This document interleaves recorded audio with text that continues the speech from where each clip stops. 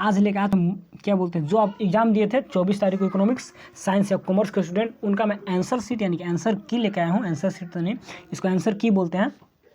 तो देखिएगा क्या क्या आप लोग लिखे, क्या आंसर इसका एक्यूरेट में होगा, थोड़ा सा मिलाइएगा। आप लोग का नंबर कैसा क्या आया होगा, जो भी आया होगा टेंशन नहीं लेना है, क्योंकि बस अब आगे का तैयारी करना है, क्योंकि टर्म 1 टर्म 2 दोनों मिला कर रिजल्ट बन रहा है। मान ली टर्म 2 खराब भी गया हो थोड़ा बहुत, कोई दिक्कत है नहीं, क्योंकि मॉडल सेट से 50% क्वेश्चन थे, 50% से ज़्यादा रहता भी नहीं, ये थी क्या बोलते हैं इकोनॉमिक्स में नहीं रहता है, और रहा भी नहीं, हम जानते थे कि नहीं रहेगा। लेकिन जो मैं इंपॉर्टेंट चैप्टर पढ़ाया था, जो सब कुछ दिया था ना, वहाँ से मैंने, मेरे चैनल से आप शुरू से सब पढ़े होंगे ना, तो आप 85+ बना के आए होंगे, क्योंकि मैंने हर चीज़, मेरा जितना भी आंसर सब कुछ मिल गया, मेरे जितना पढ़ाया था मेरे दोस्त, और जो इंपॉर्टेंट क्वेश्चन लास्ट में दिया था, काउजेज ऑफ पॉवर्टी सब लॉन्ग में कोफिशिएंट का सब जितना मैंने गेसिंग कराया था कल शाम को, तो वहाँ से बहुत क्वेश्चन आ गया मेरे दोस्त। तो आप जुड़े होंगे तो बहुत अच्छा होगा, और नहीं जुड़े होंगे तो जुड़ जाइए, ताकि 12 बहुत ही अच्छा होने वाला होगा आपको। और देखिए 12 का सिलेबस में डालते हूँ, इकोनॉमिक्स का रह गया तो उसका भी सुबह तक डाल दूंगा।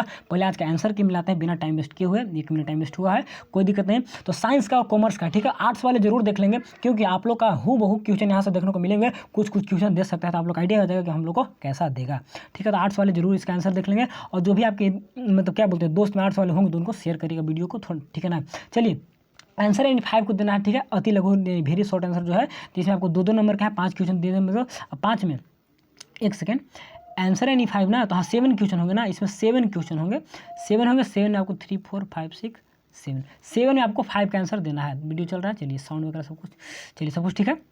तो बोल रहे थे कि हाँ पहला देखिए फर्स्ट क्वेश्चन क्या था, फाइंड अर्थमेटिक मीन। देखिए हम वो सोचे थे कि मीडियन देगा मोड देगा, लेकिन मीडियन मोड नहीं दिया, हर जगह मीन ही दिया। तो find arithmetic mean of the following data. तो डाटा देखिए ध्यान से, कैसा है, इंडिविजुअल है, डिस्क्रीट है, या फिर कॉन्टिन्यूअस है। तो देखते के साथ पता चल जाना चाहिए क्या है, इंडिविजुअल सीरीज है, डिस्क्रीट नहीं है और कॉन्टिन्यूअस नहीं है, क्योंकि फ्रीक्वेंसी रहता है तो उसमें नंबर ऑफ फ्रीक्वेंसी के साथ हम लोग डिस्क्रीट निकालते हैं, और क्लास इंटरवल रहता है तो उसको हम लोग कॉन्टिन्यूअस बोलते हैं। लेकिन यहाँ पे डायरेक्ट वैल्यू दिया हुआ है, यानी कि इंडिविजुअल सीरीज है। अब इंडिविजुअल का डायरेक्ट होता है कि sum of the observation by number of observation is called mean. तो इसको निकाले हैं, न्यूमेरिकल क्वेश्चन हम लोग देखेंगे, इसके थोड़ा सा लास्ट में देखेंगे या फिर स्टार्टिंग में देख लेते हैं। देखिए इसका बनाया सोल्यूशन, ये देखिए जो स्टूडेंट हमको भेजा है क्वेश्चन, देखिए यहाँ पे तो ये मीन वाला क्या बोलते हैं मीडियन निकालना है, इसे 2/2 भी गलत है, ऐसा नहीं होता है ना, अगर किया हो तो गलत है। देखिए हम बताते हैं कैसे क्या होगा।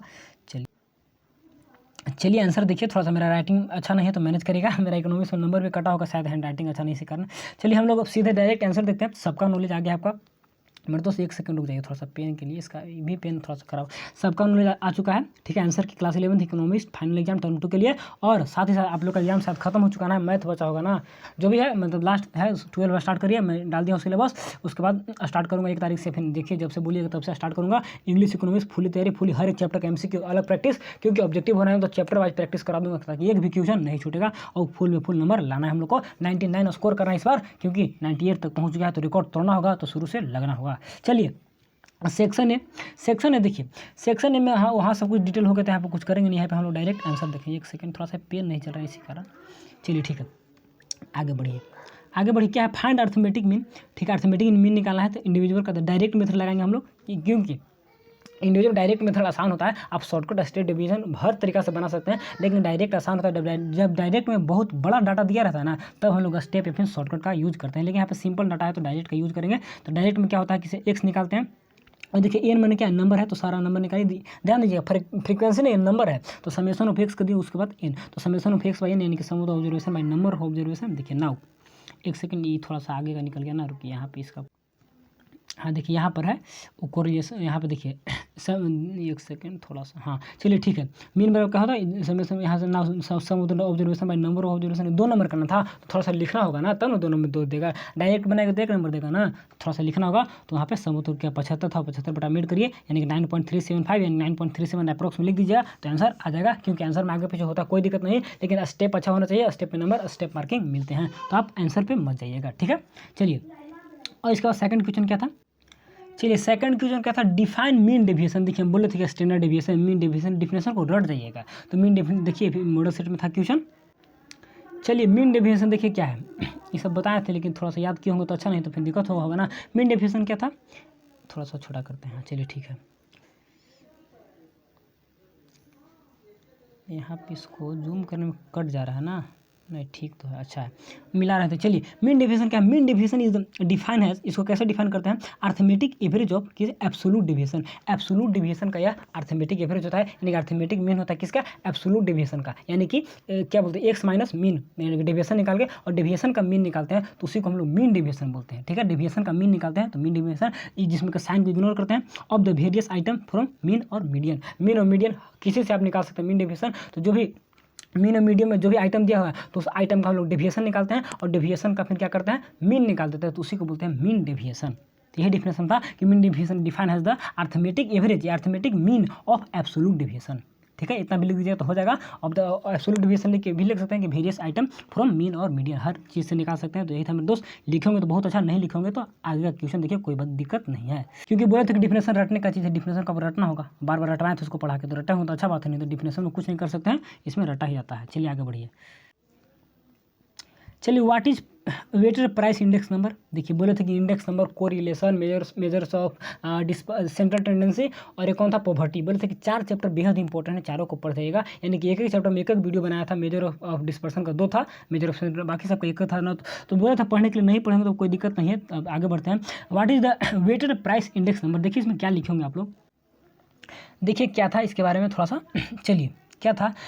एन इंडेक्स नंबर, वैसा index number in which the component item are weighted according to the system of weight reflecting their relative importance.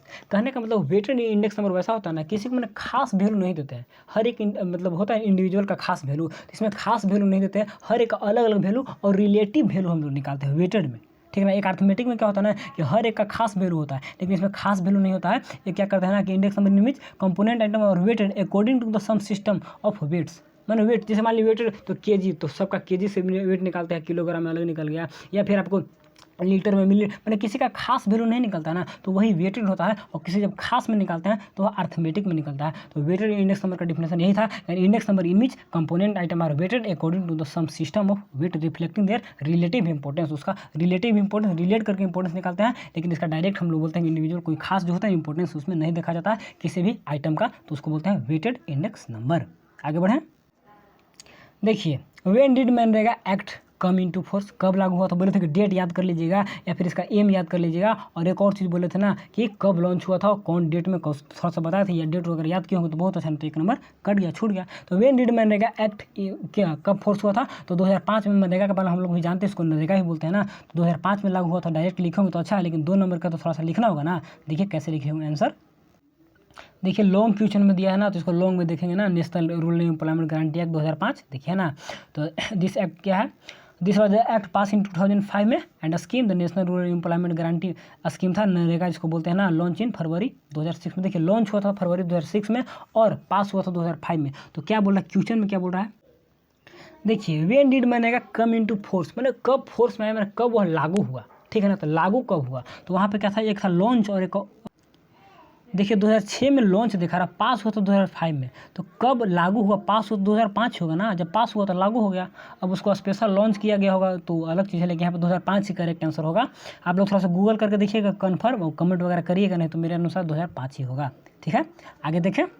चलिए आगे क्वेश्चन देखिए 5 नंबर क्वेश्चन क्या कह रहा है? Which type of population is called capital. देखिए इसका तो आंसर लिखने का या बताने का जरूरी है नहीं, इस सब एक ही लाइन में लिख सकते हैं कि ह्यूमन कैपिटल, डायरेक्ट हो गया कि human capital is the population. ये ह्यूमन क्या है? विच टाइप ऑफ पॉपुलेशन, तो ह्यूमन पॉपुलेशन इज कॉल्ड क्या? ह्यूमन कैपिटल, या फिर कैपिटल फॉर्म जो कर सकते हो, तो इसमें ह्यूमन कैपिटल आंसर इसका होगा। और साथ ही साथ 6 नंबर क्या कह रहा है? वेन वाज द क्या था, एक सेकेंड, संसद आदर्श ग्राम योजना स्टार्टेड, कब स्टार्ट हुआ था? तो इसके बारे में देखिए हम नोट्स बताया नहीं था, इंपॉर्टेंट क्वेश्चन में छूट गया था, नहीं दे मतलब हम नहीं पढ़ाए, लेकिन इसका आप लोग आंसर बताते हैं। एक सेकंड, देखिए कुछ क्वेश्चन अलग से भी दिया था, ऐसा नहीं कि जितना मैं पढ़ा दी उसी में से सब था, कुछ अलग था, क्योंकि हम लोग बस केवल क्या बोल रहे थे, एक चैप्टर को शॉर्ट में पढ़े थे, PDF डिटेल में पढ़े उतना नहीं थे, और कुछ छूटेगा तो कुछ और में भी रहता है, तो आप छोड़ भी सकते हैं ना। तो वही तो हम बोले कि मेरे से अगर जुड़े होंगे ना तो 80 से 85 प्लस बना के आए होंगे, ये मैं गारंटी देता हूँ। और 12 में थोड़ा डिटेल में पढ़ेंगे तो वहाँ पे एक भी नहीं छोड़ देंगे मेरे दोस्त, इसीलिए बोल रहे हैं कुछ छूटा होगा तो आप यहाँ पे और ऑप्शन था तो आप छोड़ भी सकते हैं, ऐसा नहीं कि सारा क्वेश्चन आ ही गया होगा। चलिए क्या था, देखिए कब लॉन्च हुआ था, क्या था? संसद आदर्श Gram Yojana SAGY launched on 11 October 2014 with the aim of translate the comprehensive vision of Mahatma Gandhi about the ideal क्या है Indian village reality and keep in view. देखिए एक तरह से रूरल डेवलपमेंट का लॉन्च था, गांव देहात में जो डेवलपमेंट किया जाता है ना उसी को विकास करने के लिए सोशल हो या फिर क्या बोलते हैं इकोनॉमिकल डेवलपमेंट, किसी प्रकार का डेवलपमेंट जो रूरल क्षेत्र में होता है ना तो उसी का एक प्रोग्राम था जो महात्मा गांधी की एम पे चला हुआ था और इसको नरेंद्र मोदी लॉन्च किए थे। तो ये भी लिख सकते हैं कि launch by prime minister Narendra Modi. तो यहाँ पर डेट पूछा तो डेट आप लिख सकते हैं 11 अक्टूबर 2015, क्या बोलते हैं 2014। देखिए when one child policy adopted, देखिए पढ़ाया हुआ चैप्टर था ये, चैप्टर नंबर 10 में चाइना में कब लॉन्च हुआ था तो लेट 17 हम बताया था 1970। तो यहाँ पर डेट फिक्स पूछ रहा है ना, देखिए फिक्स डेट क्या होगा। देखिए इसका आंसर आप डायरेक्ट लिख सकते हैं 1979 में, 1979 में था। आप गूगल करके देख लीजिए, विश्वास नहीं होगा तो 1979 में वहाँ पे वन चाइल्ड पॉलिसी अडॉप्ट किया गया था, जिससे कि वहाँ पे बच्चा एक से ज़्यादा आपको नहीं करना है, तो वही 1979 में। ठीक है मेरे दोस्त, आगे बढ़ें हम लोग यहाँ पे देखिए सेक्शन अब चलेंगे शायद बी में। चलिए अब सेक्शन बी देखेंगे। सेक्शन ए हम लोग देख लिए मेरे दोस्त, कितना मिनट लगा 10 मिनट लगा, चलिए 10 मिनट लगा ले अच्छे से बता दिए सेक्शन ए को। अब चलिए सेक्शन बी में देखते हैं। सेक्शन बी में आपको शॉर्ट टाइप आंसर क्वेश्चन रहता है मेरे दोस्त, याद रखिएगा, थोड़ा दिमाग में शॉर्ट टाइप का था।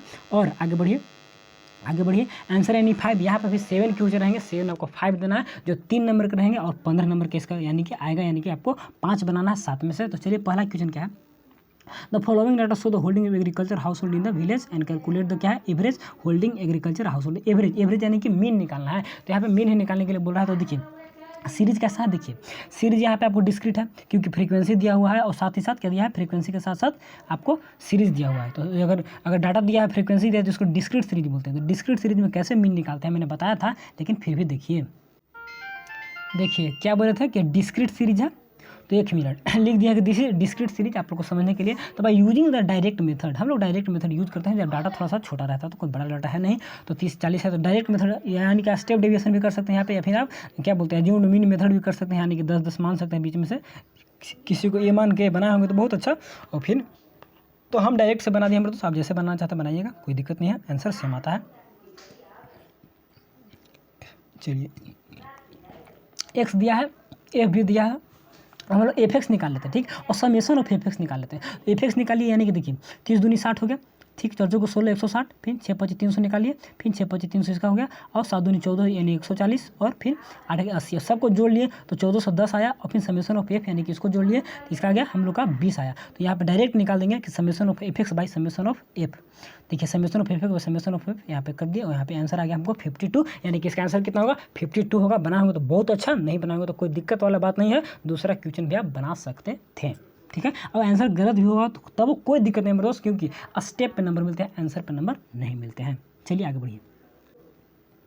देखिए लॉरेंज कर्व का कब यूज किया जाता है, लॉरेंज कर्व पढ़ा तो ऐसा बात नहीं है, तो देखिए लॉरेंज कर्व का कब, जब ग्राफिकल मेथड का यूज देखिए आप लॉरेंज कर्व के बारे में भी लिख दिए हो ना तो नंबर दे देगा, ठीक है ना। तो लॉरेंज कर्व कब यूज करते हैं, कैसे, क्या, देखिए क्या लिखना है।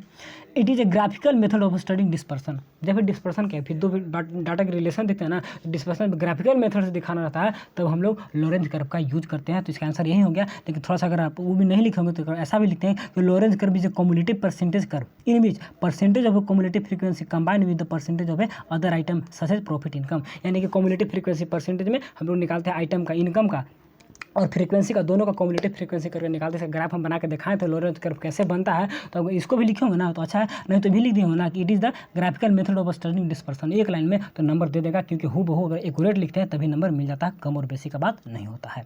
आगे बढ़ें। देखिए क्वेश्चन नंबर 10 क्या है, illustrate the concept of negative correlation with example. Example देखिए आपको निगेटिव कोरिलेशन बताना है, तो इसे पढ़ाया हुआ, देखिए इसका भी आंसर मैं बताता हूँ। देखिए निगेटिव क्या कोरिलेशन या परफेक्ट निगेटिव कोरिलेशन भी इसको बोलते हैं, ठीक है। क्या है, when the value of the both variables changes at a constant ratio in opposite direction with the coefficient value is -1। Opposite direction में कोई भी डाटा चेंज करता है ना तो -1 से दिखाते हैं, तो वही होता है परफेक्ट निगेटिव कोरिलेशन। यहाँ पे एग्जाम्पल मैं नहीं लिखा, आप एग्जाम्पल में लिख सकते हैं कि व्हेन द क्या बोलते हैं, कोई भी डाटा लिखिए ना कि when the consumer demand is in, क्या बोलते हैं, प्राइस इज इन, हाँ डिमांड इज इंक्रीजेज तो प्राइस डिक्रीजेज। आप लिख सकते हैं निगेटिव में कि जब भी आपका प्राइस क्या बोलते हैं प्राइस घटता है तो डिमांड बढ़ता है, निगेटिव हो ना गया, तो वहाँ पे एग्जांपल दे सकते हैं। दूसरा भी एग्जांपल दे सकते हैं कि when our body is increases then our mentality is decreases. जैसे हम लोग बड़ा होते जाते हैं हमारा मेंटलिटी घटते जाता है, होता है ना, बड़ा लोग बदमाशी करता है, तो ऐसा भी लिख सकते हैं। कुछ भी एग्जांपल एक निगेटिव सेंस में देख के दोस्त आप इसका एग्जांपल लिख सकते हैं। चलिए आगे बढ़े ना थोड़ा सा, चलिए ठीक है। क्योंकि कोई रिलेशन है तो दो डाटा के बीच में रिलेशन दिखाते हैं, तो जैसे भी दिखा सकते हैं, ठीक है ना। और इंडेक्स नंबर एक ग्रुप ऑफ वेरिएबल में रिलेशन दिखाते हैं। तो पढ़ाए थे सब पढ़ेंगे तो बहुत अच्छा, नहीं तो कोई दिक्कत नहीं है। What is the index number, एक मंथ में सब पढ़ा दिए थे, अब नहीं पढ़ेंगे तो उससे क्या है, कहीं से पढ़िए, ऐसा नहीं कि हमसे पढ़िए, जहाँ से पढ़ना पढ़ के कंप्लीट रहिए, ठीक है ना। चलिए, what is index number, how do you क्या बोलते हैं। अब ऐसा नहीं कि हमको बहुत बुझाता हम पढ़ाते हैं, हमको पढ़ाने का शौक रहता है इसलिए हम पढ़ाते हैं। ऐसा कोई नहीं कि बस भैया पढ़ा रहे हैं तो भैया से पढ़ेंगे, नहीं, जिससे पढ़ना पढ़े उससे कोई दिक्कत नहीं है। व्हाट इज इंडेक्स नंबर, ठीक है। हम है कि आपको लेकर फ्रेंडली कुछ भी बात कर सकते हो, कोई बात शेयर कर सकते हैं, भैया हमको ऐसा दिक्कत हो कुछ भी। रात एक लड़का है पहली बार बोला भैया कि हम पहली बार आपका चैनल पे आए हैं, तो उसको हम इंपॉर्टेंट क्वेश्चन कैसे कर रहे थे, कम से कम इतना पढ़ लो, तो पता नहीं क्या हुआ होगा, तो सब चलिए जो भी है। तो what is index number, index number क्या है, ये तो इंपॉर्टेंट चैप्टर सब टिक मारा, सब गेसिंग हम लोग पढ़ाते हैं ना, तो मतलब आइडिया हो जाता है कि कौन इंपॉर्टेंट है कौन इंपॉर्टेंट नहीं है। तो एक लड़का बोला था भाई अगर क्वेश्चन वायरल होगा तो भेज दीजिएगा ना, तो बोले क्वेश्चन वायरल होगा तो मेरे पास आता है, अगर आएगा भी तो हम नहीं भेजेंगे, क्योंकि पढ़ाएं सारा चैप्टर में डीप में पढ़ा दिया तो कैसे भेजूँगा। तो हम लोग बोलते हैं पढ़ाने का एक्सपीरियंस से गेसिंग किया है, तुमको लग रहा है कि क्वेश्चन आ गया भैया बता रहे हो, ऐसा बात नहीं था, गेसिंग होता है ना, पढ़ाते पढ़ाते आइडिया आ जाता है कि कौन इंपॉर्टेंट है। तो ऐसे देखिए index number and how does index number difference from अब प्राइस इंडेक्स नंबर, क्या क्वांटिटी इंडेक्स कैसे प्राइस इंडेक्स से डिफरेंस है वही बताना है। तो यहाँ देखिए थोड़ा सा बता रहे हैं। देखिए भाई इंडेक्स नंबर का मीनिंग देखिए, उसके बाद हम लोग देखेंगे उसमें डिफरेंस। चलिए मीनिंग क्या था, index number is statistical tools, ये भी स्टैटिकल टूल्स है, जो भी स्टैटिक में यूज किया जाता है उसको स्टैटिकल टूल्स बोलते हैं। तो एवरेज निकालने के लिए मीन मीडियन मोड कुछ भी निकालने के लिए तो स्टैटिक्स में यूज करते थे, भी एक वैसा ही है कंपेयर करने के लिए, तो स्टैटिकल टूल्स है, ठीक। For measuring the relative change in A group of relative variables over 2 और मोर डिफरेंट टाइम्स, दो अलग अलग समय में दो और दो ज़्यादा डिफरेंट ग्रुप्स ऑफ वेरिएबल में, क्या बोल रहे थे कि index number group of variable में और ओनली 2 वेरिएबल में हम लोग कोरिलेशन को कंपेयर करके दिखाते हैं, कंपेयर करते हैं। तो यहाँ पे हम ग्रुप ऑफ वेरिएबल में कंपेयर करते हैं तो इंडेक्स नंबर बोलते हैं मेरे दोस्त। तो इसी को आपको लिखे होंगे तो बहुत अच्छा, नहीं तो दिक्कत हुआ होगा, गलत हुआ होगा, ठीक है। आगे देखें ना, इसी में एक और क्वेश्चन था कि प्राइस इंडेक्स में क्या कंपेयर करिए और क्वांटिटी इंडेक्स देखिए क्या दोनों में कुछ में प्राइस में प्राइस और क्वांटिटी में क्वांटिटी होगा। Price index compare to change in the price from one period to another period, मतलब प्राइस में कितना चेंजिंग हुआ, दो ग्रुप ऑफ वेरिएबल में देख रहे हैं ना। मान ली बिस्कुट का प्राइस में देखने के कंपनी का बिस्कुट को बनाने वाला, फिर एक कंपनी मान ली बैलून बनाना, तो दोनों का ग्रुप में हम चेक करेंगे कैसे प्राइस में चेंजिंग हुआ, तो उसी को कंपेयर करते हैं। और quantity index measure the change in the quantity of variables over a period of time, मैंने कितना वेरिएबल क्वांटिटी में चेंज हुआ, आप इन साल कितना प्रोडक्शन किया, अगला साल कितना किया, तो प्रोडक्शन में कितना चेंजिंग हुआ क्वांटिटी में, तो क्वांटिटी वेरिएबल, और प्राइस में कितना चेंजिंग हुआ तो दो ग्रुप ऑफ वेरिएबल्स में, तो उसका होता है प्राइस इंडेक्स नंबर। तो ये दोनों में था, कोई खास नहीं है। देखिए इसी पे 2 बार क्वेश्चन रिपीट कर दिया ना, इसी पे शॉर्ट नोट लिखने के लिए दे दिया कि right a short note Mahatma Gandhi national rural employment guarantee act 2005। तो इसको थोड़ा सा लिखे, देखिए लिखिए, सब पढ़ाया वो चैप्टर में है। देखिए क्या था, नेशनल एम्प्लॉयमेंट ग्रामीण पास हुआ 2005, अभी बता से जस्ट, ठीक। और नरेगा जो लॉन्च हुआ 2006 में, इसका एम क्या था, aim of the act provide guarantee wages employment to every household, हर हाउस होल्ड को, हर एक घर को बोला था कि मैं क्या गारंटी वेजेस दूंगा। गारंटी वेजेस कहने का मतलब कि मैं जो पैसा दूंगा, जो दाम दूंगा, वह गारंटी रहेगा कि मैं दूंगा तो दूंगा, यानी कि साल में आपको 100 दिन काम दूंगा तो काम दूंगा और काम की वजह पैसा भी दूंगा। अंडर दिस प्रोग्राम, इस प्रोग्राम के अंदर the volunteer adults will provide unskilled manual work for minimum 100 day in a year, मैंने साल में 100 दिन आपको मैनुअल वर्क दूंगा। मैनुअल वर्क यानी अनस्किल्ड मैनुअल वर्क करने का मतलब आप पढ़े लिखे नहीं है, आपके अंदर कोई स्किल नहीं है, आपके अंदर ह्यूमन कैपिटल फॉर्मेशन आपके अंदर नहीं हुआ है, आप मैनुअल हाथ से काम करते हैं ना, तो हाथ से भी आप काम कर सकते हैं। यानी कि आप देखेंगे जो नाला या जो रोड पे काम होता है ना, जो लेबर लोग काम करते हैं, तो सब वही सब का इस सब में काम मिलता है मेरे दोस्त। और सरकार 100 दिन का काम देती है, काम के साथ साथ गारंटी वेजेज भी देती है। तो यही होगा, लिखे होंगे तो बहुत अच्छा, नहीं तो कोई दिक्कत नहीं है। आगे देखिए आगे चलिए सेक्शन बी का लास्ट क्वेश्चन आएगा, difference between vaccination and social medicine. देखिए ये भी हम नहीं पढ़ाए, तो हर एक सेक्शन में एक क्वेश्चन ऐसा है ना जो मैंने नहीं पढ़ाया, तो आप एक क्वेश्चन छोड़ भी सकते हैं, यानी कि आप 100 क्वेश्चन भी मेरे से रह के आप बनाए होंगे, क्योंकि मैं गारंटी देता हूँ ये मैं नहीं पढ़ाया हूँ। ऐसा बात नहीं है कि झूठ बोल दूंगा कि हाँ पढ़ाए थे, इंपॉर्टेंट क्वेश्चन में दिए थे, हाँ चैप्टर पढ़ा, ऐसा मैं झूठ नहीं बोलता हूँ, जो रियलिटी है मैं उसी पर काम करता हूँ मेरे दोस्त। ये क्वेश्चन मैं नहीं पढ़ा था, इसका मैं आप लोग का आंसर बताता हूँ ऐसे, लेकिन मैं पढ़ाया नहीं था, ठीक है। देखिए वैक्सीनेशन क्या होता है आप लोग जानते होंगे, समझोगे वैक्सीनेशन के बारे में बहुत सारे स्टूडेंट। देखिए ऐसा नहीं कि मैंने सारा चीज़ पढ़ा दी, क्योंकि मैंने चैप्टर नहीं पढ़ाया था, बस चैप्टर का समरी वाइज में डिटेल दिया था। अब देखिए क्लास 12 में कैसे चैप्टर पढ़ाऊंगा और कैसे लेगा, हाँ एक भी क्वेश्चन नहीं छूटा, ठीक है, क्योंकि वहाँ डीप में आएगा, अंदर से आएगा, MCQ बीच से उठा के देगा, तो थोड़ा सा अच्छे से पढ़ना होगा, ठीक है ना। चलिए vaccination is a simple safe and effective way protecting you against harmful disease. हम भी जानते हैं कि कोई भी हार्मफुल माने खतरनाक बीमारी से हम लोग को वैक्सीन बचाता है, वैक्सीनेशन लेते हैं। जैसे कि क्या बोलते हैं, कोरोना का वैक्सीन लिए थे। Before you came into contact क्या विथ दिम, यानी कि आप डिजीज के कॉन्टेक्ट होने से पहले ही आपको वैक्सीन लग जाता है ना, तो आपको बचाता है, उससे आपको सुरक्षित रखता है। And it uses your body क्या है natural defence to build resistance to क्या, एक सेकेंड रुकिए, हाँ ठीक है, हार्मफुल डिजीज मैंने कॉन्टेक्ट से पहले ही आपको मिल जाएगा कि आप क्या बोलते हैं सुरक्षित रहे, आपका इम्यूनिटी सिस्टम मजबूत बन जाए, इसलिए वैक्सीनेशन होता है, ठीक है। और एक सेकेंड क्या था, इट इज़ योर क्या है नेचुरल, एक सेकंड, हाँ natural defence to build resistant to specific infection and make you immune system stronger. क्या बोलते हैं कि आपको एकदम डिफेंस है, लड़ने के लिए शक्ति दे देगा, इम्यून सिस्टम मजबूत रहता है। एंड बिल्ड टू रेसिस्टेंस क्या है स्पेसिफिक इन्फेक्शन, कोई भी खास इन्फेक्शन रहेगा तो उसे लड़ने के लिए क्षमता देता है, ताकत देता है कौन, वैक्सीनेशन। तो हम लोग वैक्सीनेशन के बारे में बहुत कुछ जानते हैं, लिखे होंगे अपने अंदाज में, तो अच्छा है, कोई दिक्कत नहीं है। और vaccine trains your immune system to create antibiotics, जो आपका इम्यून सिस्टम को ट्रेन करके उसको एकदम एक्सपर्ट करके और एंटीबायोटिक्स को क्रिएट करता है, जो कि जो ही बैक्टीरिया तो उसको मारने के लिए अंदर से क्षमता निकलता है। एंड जस्ट हैज इट क्या does when expose to disease, जैसे बीमारी आता है ना तो अंदर से हम लोग का शक्ति इतना बन जाता है, यानी कि एंटीबायोटिक यहाँ पे डेवलप हो जाते हैं जो उसको मार देते हैं, ठीक। हालांकि बिकॉज वैक्सीनेशन कंटेंट्स ओनली क्या किल्ड और weekend form of germs like virus और बैक्टीरिया। वैक्सीनेशन में क्या होता है, एक मरा हुआ जर्म उसी का मतलब जीव का डाला हुआ रहता है, ताकि जब कोई वायरस आएगा ना तो मेरा जो वैक्सीनेशन के अंदर जो वायरस मरा हुआ डाला है तो जिंदा हो जाएगा, जिंदा होकर उससे लड़के उसको मार देगा।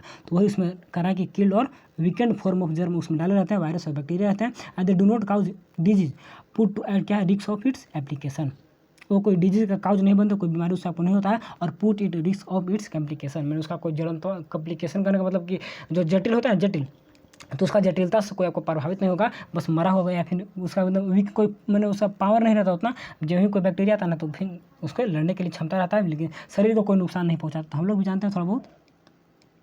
और इसके बाद क्या था कि आपको बताना है मेडिकल क्या बोलते हैं, एक सेकंड, सोशल मेडिसिन था ना, एक वैक्सीनेशन, एक और क्वेश्चन में क्या था, सोशल मेडिसिन, वैक्सीनेशन हो गया। डिफरेंस तो ऐसे नहीं लिखा जाता, डिफरेंस दो टेबल में बना के, यहाँ पे मेरे पास नहीं आंसर है, दो टेबल में से बना के डिफरेंस लिखा जाता है, देखिए ऐसे करके लिखे होंगे तो अच्छा है, नहीं तो कोई दिक्कत छोड़ भी सकते हैं ना, वहाँ पे ऑप्शन था छोड़ने के लिए।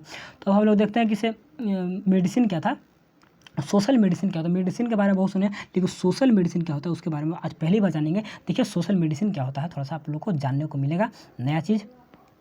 सोशल मेडिसिन कुछ भी नहीं है, एक स्पेशल टाइप का समझिए कि ट्रीटमेंट आपके अंदर, आप सोशल मेडिसिन में आप खुद भी हो सकते हैं, आप समाज के लिए दवा, यानी कि समाज के लिए आप कुछ डेवलपमेंट कर सकते हैं, आपके अंदर कुछ क्वालिटी है तो आप क्या है सोशल मेडिसिन है। क्या बोल रहा है, ये स्पेशलाइज फील्ड, एक खास फील्ड, खास क्षेत्र जिसमें मेडिकल नॉलेज आपको होना चाहिए। एंड कंसेंट क्या है, consenting on the social culture and economic impact of medical phenomena, कोई भी मेडिकल फेनोमेना पे, कोई भी मेडिकल मेडिकल से रिलेटेड कोई भी घटना पे आप अपना इफेक्ट देते हैं, जिसमें आपको उधर सोशल भी हो सकता है, कल्चर भी हो सकता है, इकोनॉमी भी, मतलब किसी प्रकार अपने इफेक्ट उस पर देकर आप उसमें सुधार लाते हैं। मेडिकल के क्षेत्र में आप अपना कुछ नॉलेज देते हैं ना, तो ऐसा नहीं कि अगर डॉक्टर इंजीनियर, आप एक नॉर्मल आदमी से भी आप किसका काम कर सकते हैं, आप एक क्या बोलते हैं सोशल मेडिसिन का काम कर सकते हैं, यानी कि जो ना मतलब समाज सुधारक, तो ऐसा काम यहाँ पर कर सकते हैं। It is a study of man has the social being in the total environment, total environment सामाजिक आदमी का ही अध्ययन करता है, कौन, इकोनॉमिक क्या बोलते हैं, इसका नाम क्या था मेरा दोस्त, नाम मैं भूल रहा हूँ, इकोनॉमिक मेडिसिन ना,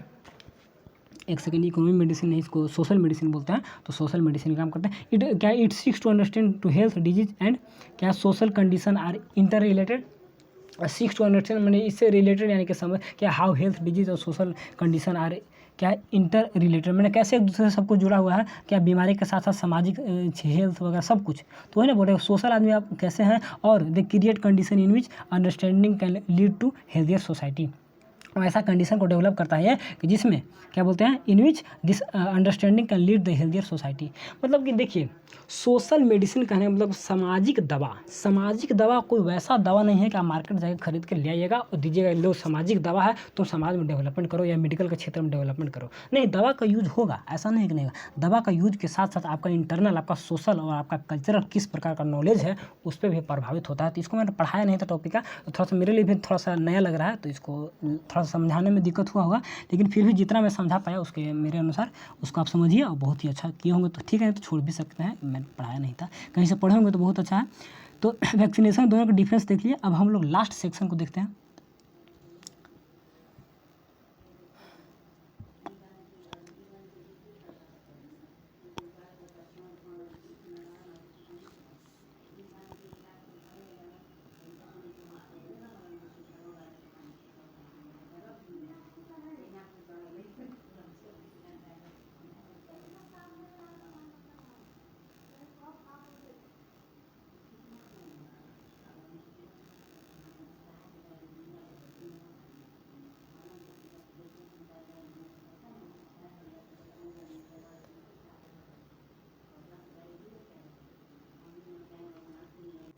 देखिए एक क्वेश्चन बच गया सेक्शन बी में, क्वेश्चन नंबर 14, उसको देख लेते हैं। कुतुब श्री मॉडल सेट में क्वेश्चन दिया हुआ था, तो वहाँ से है। एक सेकंड, देखिए क्वेश्चन कहाँ पे है, वो पीडीएफ कहाँ पर, थोड़ा सा दिक्कत होता है ना, वहाँ पे से मिला के। तो कभी कभी वीडियो स्टॉप करना भूल जा रहे हैं, कभी कभी स्टॉप नहीं हो रहा है, तो थोड़ा सा बीच में रुके होंगे, तो उसके लिए दिक्कत मेरे दोस्त सॉरी बोल रहे हैं, क्योंकि पीडीएफ या पीडीएफ रीडर में है और स्क्रीनशॉट लेकर वहाँ पे जो व्हाट्सएप पे भेजा, तो वहाँ पे क्वेश्चन है, तो थोड़ा सा दिक्कत हो रहा है मिलाने में। देखिए कुतुब श्री क्या था, अभी मैं अलग अलग कुछ नोट से, कुछ पीडीएफ से, कुछ कहाँ से क्वेश्चन सब मिला के आंसर खोजाऊँ, थोड़ा सा टाइम लगता है ना, तो डायरेक्ट बनाता। चलिए कुतुब श्री क्या है, और जिसका आंसर एक्यूरेट नहीं पता उसको फिर नेट से देखना पड़ता है ना, क्योंकि जो नोट्स में नहीं मिला, जो पीडीएफ में नहीं मिला, तो उसका फिर इंटरनेट से।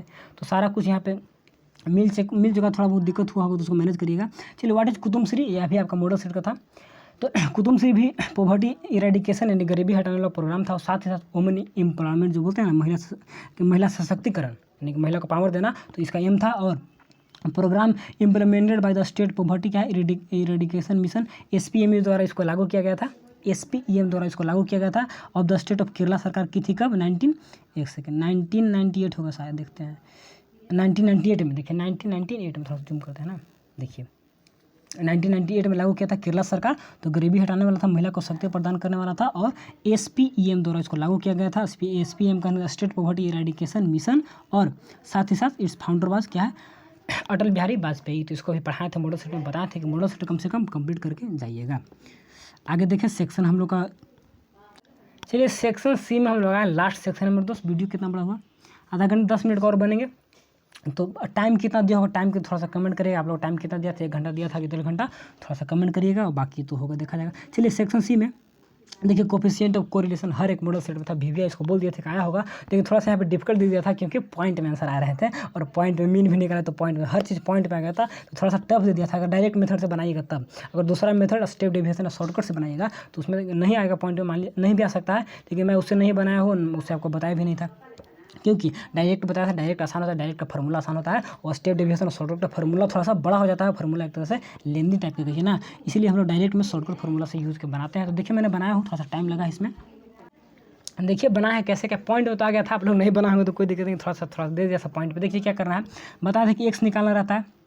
देखिए क्या क्या रहता है, एक्स तो दिया रहता है, ठीक है, वाई भी दिया रहेगा, यानी कि 2 वेरिएबल दिए रहते हैं, ठीक है। अब हम लोग को स्मॉल एक्स निकालना रहता है, स्मॉल एक्स कहने का मतलब कि डेविएशन निकालना रहता है। तो डेविएशन कैसे निकालते हैं, एक्स में से मीन को माइनस करते हैं, एक्स है और एक्स का मीन, तो summation of X by number of कर दिए, तो देखिए यहाँ पे 6 है, और सबका समेशन करके 117/6 यानी कि मीन निकालिए, और यहाँ पे वाई का भी मीन निकालिए, तो दोनों का डेविएशन स्मॉल एक्स और स्मॉल वाई निकाल के दोनों का डेविएशन निकल गया, और उसके साथ एक्स का स्क्वायर वाई का स्क्वायर करते हैं मेरे दोस्त। बहुत थोड़ा सा टाइम इसमें लगा, कैलकुलेटर से ही किया, लेकिन थोड़ा सा टाइम लगा, पॉइंट में आ गया ना, तो टाइम लगा, लेकिन बनाए इसको तो इसमें भी टाइम लगा, और थोड़ा सा घर के काम से कुछ बाहर चले गए थे, आप लोग का सोल्यूशन बहुत पहले चल जाता।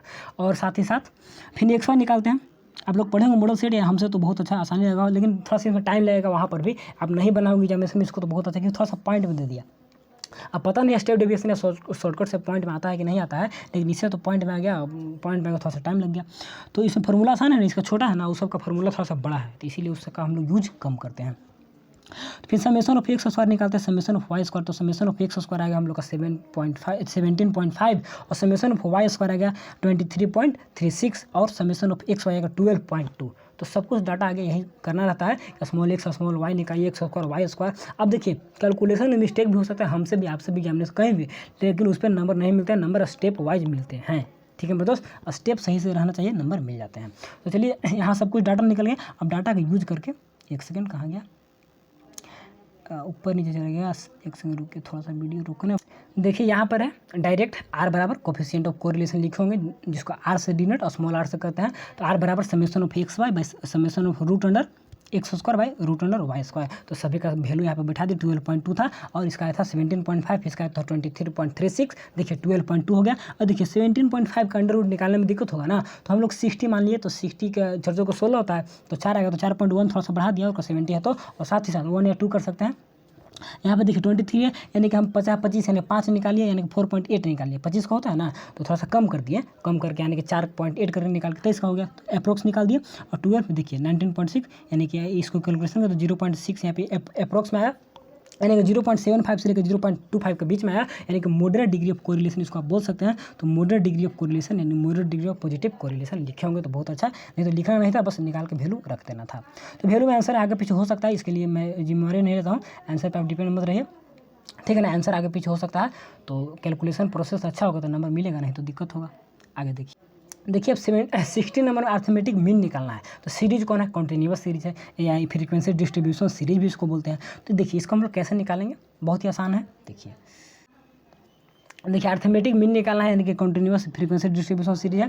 देखिए यहाँ पे निकल गया आपको क्या बोलते हैं CI, यानी कि क्लास इंटरवल लिखा हुआ है, फ्रीक्वेंसी भी दिया हुआ रहता है। इसको हम कुछ करना, यहाँ पे मीडियन निकालते हैं, बीच का निकालते हैं, स्मॉल एम कहने का मतलब मीडियन निकालते हैं, यानी कि देखिए 0 से 10 के बीच में 5 निकल गया, दोनों को जोड़ के अपर लिमिट और लोअर लिमिट उसको 2 से डिवाइड निकालते हैं। तो यहाँ पे निकल गया, देखिए इसका 15, इसका हम लोग 25 और इसका 35, यानी कि अपर लिमिट लोअर लिमिट दोनों को जोड़ कर और मिडिल वैल्यू निकाल कर उसको स्मॉल एम से, और स्मॉल एम यानी कि एफ यहाँ पर करते हैं ना। तो यहाँ पे एक्स तो है नहीं, यहाँ पे क्लास इंटरवल है, तो एक्स की जगह पे एम निकाल ले, तो यहाँ पे एफ एम करते हैं। तो एफ एम आ गया, तो समेशन ऑफ एफ एम और बटा में समेशन ऑफ एम, तो डायरेक्ट मीन निकाल देते हैं डायरेक्ट मेथड से। तो समेशन ऑफ एफ 380 और समेशन ऑफ एफ 20। तो यहाँ पे देखिए काट दिए इसको 290। कभी कभी कैलकुलेशन में मिस्टेक होता है, देखो स्टूडेंट बोल दिया कि पहले पढ़िए तब पढ़ाइए, तो बिना पढ़े कोई पढ़ाता है मेरे दोस्त, पढ़े उसके बाद ही पढ़ाता है। कभी कभी होता है, एक मॉडल सेट 1 में दिक्कत हो गया था थोड़ा सा, उसमें हमको मीन निकालने में, यानी कि क्या बोलते हैं डिवाइड गलत कर दिए थे।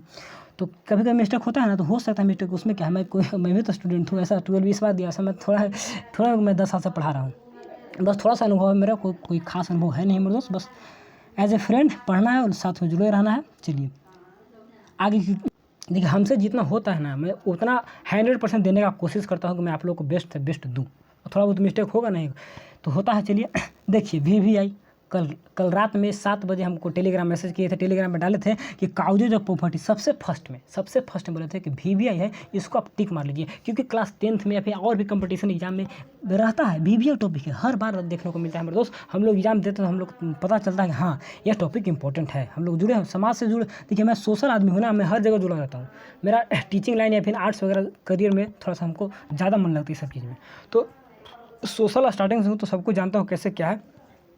तो अगर ये क्वेश्चन नहीं देता तो पॉवर्टी चैप्टर बेकार पढ़े हैं, तो इसीलिए बोले थे कि पॉवर्टी चैप्टर ही इंपॉर्टेंट है। ठीक है, तो चलिए देखते हैं, एक सेकंड, वहाँ से दे दिया ना, मनरेगा दे दिया, उसके बाद ये रूरल डेवलपमेंट प्रोग्राम थे, क्या बोलते हैं गरीबी हटाओ वाला प्रोग्राम, तो बहुत सारे पॉवर्टी चैप्टर से इंपॉर्टेंट क्वेश्चन आ गए। तो देखिए काउजेज ऑफ पॉवर्टी क्या थे, देखिए सब पढ़ाया हुआ चीज़ है यहाँ पे। काउजेज ऑफ पॉवर्टी में बोले थे पहला पॉपुलेशन काउजेज, दूसरा क्या है हाई लेवल ऑफ अनएम्प्लॉयमेंट, तीसरा क्या था इनइक्वलिटी इनकम, और चौथा क्या था लिटरेसी, एक और लिख सकते हैं 5 नंबर में है, तो एक और क्या लिख सकते हैं पॉलिटिकल फैक्टर। तो सबके बारे में डिटेल बताया था, लेकिन थोड़ा सा पर क्या बोलते हैं चैप्टर में बताया था, मॉडल सेट में बताया था, इंपॉर्टेंट क्वेश्चन में बताया था, बार बार रिवीजन करवा के इसको रटवा दिए थे, याद करवा दिए थे। चलिए देखिए काउजेज ऑफ पॉवर्टी क्या था, पहला आप देखिए हूबहू नहीं, आप ये पॉइंट लिखे होना चारों, इसमें आगे पीछे कुछ भी लिख सकते हैं तो नंबर दे देता है। देखिए रैपिड ग्रोथ ऑफ पॉपुलेशन, जो पॉपुलेशन तेजी से बढ़ रहा है, पार्टिकुलरली अमंग द पुअर, जो खासकर गरीब के क्षेत्रों में, गरीबों में, is the responsible for the problem of poverty in India. तो भारत में गरीबी होने का जो मेन जिम्मेवार है वही है कि गरीबों में क्या बढ़ रहा है ना, पॉपुलेशन बढ़ रहा है, पॉपुलेशन बढ़ रहा है। मान लीजिए घर में 4 स्टूडेंट हो गए, तो जो पेरेंट्स हो गए तो 4 को खर्चा करना है, तो 4 पे खर्चा करना तो ज़्यादा खर्चा होगा, तो गरीबी जाएंगे ना, इनकम आ नहीं रहा, क्या बोलते हैं कंजप्शन हो रहा है, एक्सपेंडिचर हो रहा है, इनकम हो नहीं रहा, इनकम बढ़ नहीं रहा, तो क्या बोलेंगे पॉपुलेशन बढ़ रहा है, तो पॉपुलेशन में बढ़ जा रहा है पैसे, यानी कि गरीबी के गरीबी हम लोग रह जा रहे हैं। तो थोड़ा सा दिक्कत है, पॉपुलेशन तो ऐसा काउज है कि हर जगह इसको रख सकते हैं ना, तो पॉपुलेशन कारण लिखे होंगे तो बहुत अच्छा है। और आगे देखिए हाई लेवल ऑफ अनएम्प्लॉयमेंट, जी हमारे दोस्तों अनएम्प्लॉयमेंट, बेरोजगारी बहुत ज़्यादा है, बेरोजगारी है, लोगों को काम नहीं मिल रहा, तो लोगों को इनकम नहीं मिल रहा है, और इनकम नहीं मिल रहा तो कहाँ से कुछ होगा मेरे दोस्त, इनकम नहीं है तो गरीबी का गरीबी रह जाएंगे। तो poverty is cause by unemployment, और unemployment couple with a low wages, क्या low rate of wages. Unemployment couple कहने का मतलब जोड़ी, यानी कि पति और पत्नी दोनों अनएम्प्लॉयमेंट रहते हैं और साथ ही साथ काम भी करते हैं ना, तो कम वेजेज पे पैसा कम मिलता है, लो रेट ऑफ वेजेज। तो ऐसा नहीं कि काम करते हैं लेकिन कम पैसा, तो गरीब ही ना रह जाइएगा, तो वो भी होता है। और साथ ही साथ क्या शादी हुआ तो कपल तो कुछ काम करेंगे ना, तो क्या बोलते हैं गरीबी में कम पैसा पे ही काम करना स्टार्ट कर देते हैं, तो गरीब के गरीब ही रह जाते हैं। ठीक है ना। और क्या था भारत में इनइक्वलिटी ऑफ इनकम, ये भी VVI टॉपिक है, क्लास 12 में डिटेल में पढ़ाएंगे मेरे दोस्त कि कैसे नेशनल इनकम का डिस्ट्रीब्यूशन होता है, कैसे नेशनल इनकम का कैलकुलेशन होता है। तो वही बोला कि नेशनल इनकम का डिस्ट्रीब्यूशन सही से नहीं हो पाया है। तो an important cause of poverty in India is the existence of large क्या है inequality distribution of national income and concentration of economy power both in क्या है rural and urban sector in the of the economy. Richer section यहाँ पे भी छूट गया यहाँ पर भी कोई दिक्कत नहीं है। करा ना कि देखिए डिस्ट्रीब्यूशन जो नेशनल इनकम का हुआ वो सही से नहीं हुआ है, अनइक्वल डिस्ट्रीब्यूशन हो गया ना, गरीब को कम मिला है, क्या बोलते कोई भी लाभ आता है, कोई भी सरकार का स्कीम आता है, तो देखते हैं कि शहर में आदमी जो बड़े आदमी होते हैं, इकोनॉमी पावर भी, कंसंट्रेशन ऑफ पावर भी है ना, तो कहाँ पे रिचर सेक्शन के पास है, कहाँ पर वो रूरल में, गांव में भी शहर में भी देखा जाता है ना कि जो मेन रिचर सेक्शन है, एक सेकंड में दोस्त, urban sector of the economy, मैंने अर्बन सेक्टर मैंने गाँव कहीं भी, तो जो मेन आदमी होता है ना, तो कोई भी स्कीम आता है तो उसको अपना अंदर में ले लेते हैं और बहुत कम होता है, गरीब तक पहुँचने देते हैं। तो सरकार का स्कीम या सरकार का जो इनकम का बंटवारा होता है ना, तो अपने पे हर एक चीज़ को अपने पे ले लेता है गरीब, अमीर तो गरीब के पास नहीं पहुँच पाता है, गाँव में भी शहर में भी, तो नेशनल इनकम का डिस्ट्रीब्यूशन सही से नहीं हो पाता है। तो इसके कारण क्या है ना, गरीबी भारत में रह जाते हैं, जिसको बोलता है कि गरीब गरीब होते गया और अमीर अमीर होते गया। तो यही था मेरे दोस्त। और लास्ट है हाई इलिटरेसी। आप पढ़े लिखे नहीं है तो आपको कौन जॉब देगा, कहाँ आप काम करिएगा ना, तो आपको पढ़े लिखे रहिएगा ना। Low education result in the क्या है, lower income, there is a positive relation between the low income, यानी कि क्या बोलते हैं, लो एजुकेशन तो लो इनकम, हाई एजुकेशन तो हाई इनकम। आप IIT कंपनी में जाइएगा तो बड़ा पैकेज मिलेगा, ज़्यादा पढ़ के। आप वहाँ पे प्यून बन के कंपनी में जाइएगा तो कम पढ़े लिखे तो कम पैसा मिलेगा। तो वही बोल रहा है कि पॉजिटिव रिलेशन होता है इनकम में और क्या बोलते हैं, इलिटरेसी में, और क्या बोलते हैं, इनकम में। अब पढ़े लिखे कम है तो कम पैसा होगा, और ज़्यादा है तो फिर ज़्यादा पैसा होगा। और पॉलिटिकल फैक्टर हम लोग भी जानते हैं बहुत पहले से भारत में क्या है, राजनीतिक दबाव रहे हैं, और आज़ादी के पहले से देखा जाता है कि गरीबी के कारण पॉलिटिकल फैक्टर भी है। जैसे कि देखिए बिफोर इंडिपेंडेंस, आज़ादी से पहले India was the exploited under the British rule. हम लोग भी जानते हैं ब्रिटिश के शासन काल से भारत क्या है, शोषित किया जाता है। एंड आफ्टर इंडिपेंडेंस, आज़ादी के बाद भी अदर पॉलिटिकल फैक्टर है क्या है, had adversely affected economic progress. आज़ादी के बाद भी कुछ पॉलिटिकल फैक्टर कारक रहे हैं जो कि इकोनॉमिक प्रोग्रेस को क्या है, बुरी तरह से प्रभावित किए। चाहे कोई स्कीम हो या फिर कि गरीबी हटाओ, इंदिरा गांधी नारा दी थी, ये भी क्या है पॉलिटिकल फैक्टर। तो गरीबी हटा, तो कुछ पॉलिटिकल मुद्दा और कुछ कारक ऐसे होते हैं जो गरीब हम लोग रह गए, बस लोगों को लुभा दिया गया, कैसे होगा वैसे होगा, कुछ हुआ नहीं, तो उसके कारण भी।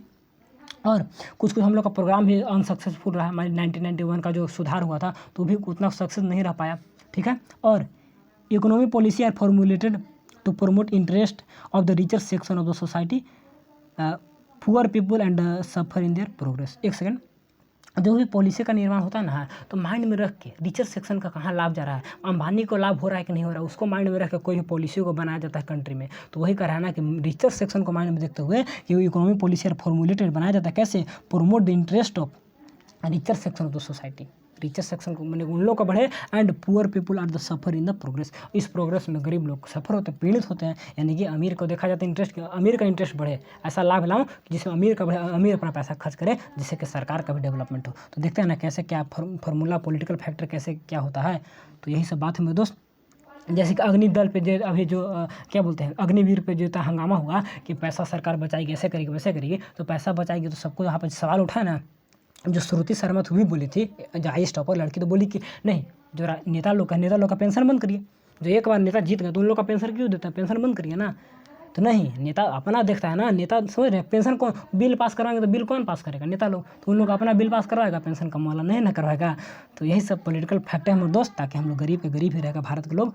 तो थोड़ा सा यह सब आपको डीप में समझिएगा ना, इकोनॉमिक्स एक डीप सब्जेक्ट है, काफ़ी गहन अध्ययन करने पड़ रहा है अंदर में जाके, तब जाके डिटेल में समझ में आता है। तो चलिए, बाकी सब तो बाद में होंगे, वीडियो बड़ा हो जाता है ना, मैं डिटेल में अगर बताने लगूँगा ना तो बहुत वीडियो बड़ा चल जाएंगे, इसीलिए बस स्टॉप करते हैं, आगे देखते हैं। देखिए, आंसर की मिलाने से बहुत कुछ सीखने को ही मिलता है। कितना स्टूडेंट सोचता है कि आंसर के क्या मिलाना है, क्या करेंगे। अरे मिलाने से ना माइंड बढ़ता है, इतना नंबर आएगा, फिर हमको कुछ सीखने को भी तो नया नया चीज़ मिलता है मेरे दोस्त। और देखिए, elucidate the importance of self help group in the rural credit employ. ये तो आप क्लास 10th में पढ़े होंगे, लेकिन मैं फिर भी थोड़ा सा बताता हूँ। देखिए क्या था, देखिए सेल्फ हेल्प ग्रुप क्या था, थोड़ा सा। Self help group are the groups made by the villagers among themselves. हम लोग जानते हैं गांव के लोग तो खुद भी अपने सेल्फ हेल्प ग्रुप, अपने से ग्रुप बनाते हैं, जिससे पैसा वगैरह जमा करते हैं। किसी को लेना है तो लोन तो उसको देते हैं, तो अपने से ग्रुप बना के अपने से प्रोग्रेस में काम करते हैं मेरे दोस्त। And all of the member contribute the some amount of money. कुछ पैसा कंट्रीब्यूट करते हैं, दूसरे में सबको बंटवारा करते हैं, so that needy one can use to fulfil present demand and later pay it back with the small interest. सब कुछ पैसा को जमा करते हैं, और जिसको जरूरी है, जो नीडी पर्सन है, तो वहाँ से पैसा ले लेता है, और बाद में फिर उसको लेटर क्या करता है, उसको बैक में मनी के वापस कुछ इंटरेस्ट देके वहाँ पे जमा कर देता है। तो वही होता है, ग्रुप में सब पैसा जमा करते हैं, पैसा जमा करके जिसको जरूरी है पैसा ले जाइए, फिर उसको आप इंटरेस्ट के साथ वापस कर दीजिए हम लोग के ग्रुप में। तो वही सेल्फ हेल्प ग्रुप विलेज में बने थे। And the main aim of the self help group, उसका मेन एम क्या था, देखिए 2 एम यहाँ पे लिख दिया। Mostly women self group aim at the women empowerment, ठीक है, एम्पावरमेंट जो महिलाएं लोग अपना बनाती है ना, तो उनमें रहता है ना कि उन लोग का एम रहता है कि महिला को सशक्तिकरण, यानी कि महिला को पावर दे, ठीक है, पावर बढ़ाने के लिए। And self help group also aim providing क्या है, loan to the member and securing the fulfilment of demand. कोई भी डिमांड है तो आपको लोन दिया जाएगा, और लोन लेके आप एक ग्रुप में पैसा ले सकते हैं, लोन को फिर इंटरेस्ट में जमा करिएगा। तो वही 2 एम इसके रहते हैं मेरे दोस्त। तो सेल्फ हेल्प ग्रुप से महिला को थोड़ा सा मजबूत करना, और साथ ही साथ किसी को लोन देना, यानी कि अपने ग्रुप के मेंबर्स को लोन वगैरह देने की आवश्यकता करते हैं, यानी कि देने की कोशिश करते हैं।